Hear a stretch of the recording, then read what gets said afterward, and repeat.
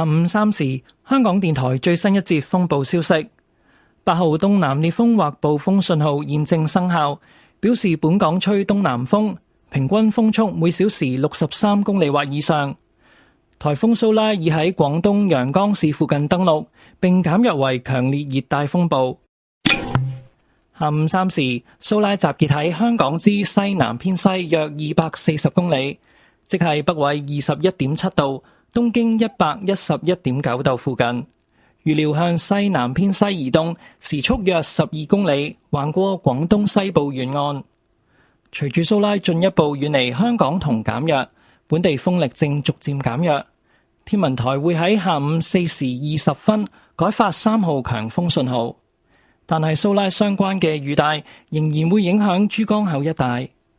海面仍有大浪及湧浪，市民應該遠離岸邊，切勿進行水上活動。喺過去1小時，昂坪、塔門以及大老山分別錄得嘅最高持續風速為每小時66、65及62公里，最高陣風分別超過每小時91、76以及81公里。防風措施報告：風暴對本港帶嚟不同程度嘅破壞。四周環境可能會隱藏危機，市民務必保持警覺，以策安全。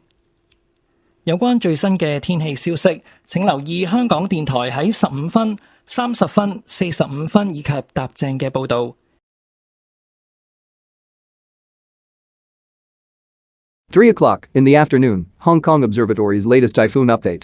The number 8 southeast gale or storm signal is in force. This means that winds with mean speeds of 63 km per hour or more are expected from the southeast quarter. Typhoon Shaola has made landfall near Yangjiang of Guangdong and weakened into a severe tropical storm.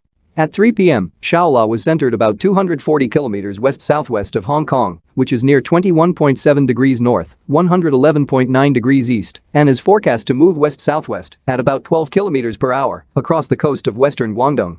With Shaola continuing to depart from Hong Kong and weaken, local winds are weakening gradually. The observatory will issue the strong wind signal, number 3, to replace the number 8 gale or storm signal at 4:20 in the afternoon. However, the rain bands associated with Shaola are still affecting the Pearl River estuary. Seas will still be rough with swells. Members of the public are advised to stay away from the shoreline. Do not engage in water sports.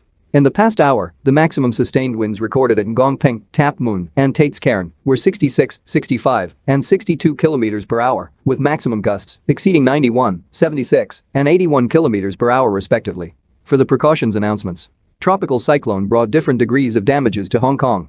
There may be hidden danger. Members of the public should remain on the alert for assurance of personal safety.